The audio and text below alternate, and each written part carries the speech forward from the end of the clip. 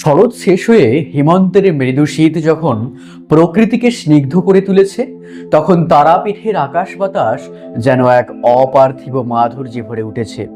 চারিদিকে সোনালি ধানের ঢেউ, ভক্তিময় পরিবেশ, আর সেই পবিত্র ভূমিতে ঘটেছিল এক আশ্চর্য লীলা খেলা। সেই শান্ত সুন্দর দিনে তারাপীঠে বসে আছেন শ্রী শ্রী বামাখ্যাপা বাবা।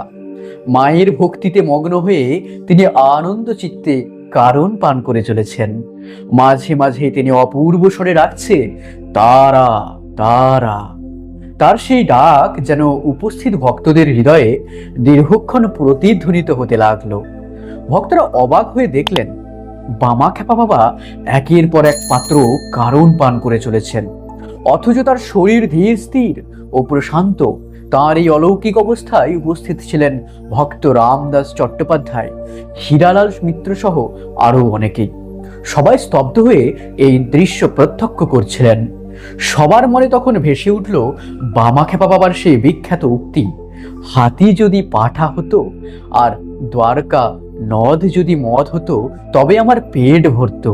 মনে হচ্ছিল যেন আজ তার মধ্যে সেই বিশ্বগ্রাসী শক্তি জেগে উঠেছে।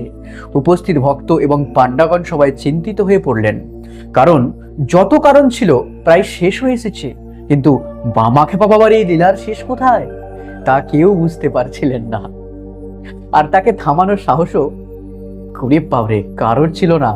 ঠিক সেই সময় যেন ঈশ্বরেরই পরিকল্পনায় সেখানে উপস্থিত হয়েছিলেন তন্ত্র সাধক ও সিদ্ধপুরুষ কালিকানন্দ ব্রহ্মচারী। তিনি বামাখ্যাপা বাবার অত্যন্ত প্রিয় শিষ্য এবং ভক্ত ছিলেন। পরিস্থিতি বুঝে তিনি ধীরে ধীরে বামাখ্যাপা বাবার সামনে এসে দাঁড়ালেন। তারপর গভীর ভক্তিস্বরে বামাখ্যাপা বাবার মাথায় স্পর্শ করে উচ্চারণ করলেন, ওম বাম শিবায় নমঃ। আর আশ্চর্য ঘটনা, সাথে সাথেই বামাখ্যাপা বাবা কারণ পান বন্ধ করে দিলেন। তারপর তিনি মৃদু হাসি দিয়ে বললেন, বেশ তো খাচ্ছিলাম, তুই শালা দিলি তো বন্ধ করে। এই কথা শুনে কালিকানন্দ ব্রহ্মচারী হেসে উঠলেন, আর উপস্থিত সকল ভক্ত যেন হাঁপ ছেড়ে বাঁচলেন। শাস্ত্রে বলা হয়, যখন শিব ব্রহ্ম অগ্নিতে বিশ্বগ্রাসী হন তখন তার মাথায় শিবনাম উচ্চারণ করলে তিনি শান্ত হয়ে যান। ঠিক সেইভাবেই শিব স্বরূপ শ্রী শ্রী বামাখ্যাপা বাবাকে শিবনাম করে শান্ত করেছিলেন কালিকানন্দ ব্রহ্মচারী। এই লীলার মাধ্যমে উপস্থিত সকলেই গভীরভাবে আত্মোপলব্ধি করেছিলেন সেদিন শ্রী শ্রী বামাখ্যাপা বাবা ছিলেন সাক্ষাৎ শিবেরই অবতার। এই ধরনের আরো অলৌকিক ও আধ্যাত্মিক কাহিনী জানতে আমাদের এই নলেজ বাংলা ওয়ার্ল্ড ইউটিউব চ্যানেলটি সাবস্ক্রাইব করে রাখুন। যদি এই ভিডিওটি আপনার ভালো লাগে তাহলে লাইক করুন এবং শেয়ার করুন আপনার প্রিয়জন ব্যক্তিদের সঙ্গে শ্রী গুরু বামদেব বাবার লীলা কথা জানতে সবার আগে। আপনাদের ভালোবাসায় আমাদের এগিয়ে চলার শক্তি। জয় গুরু বামদেব, জয় মা তারা।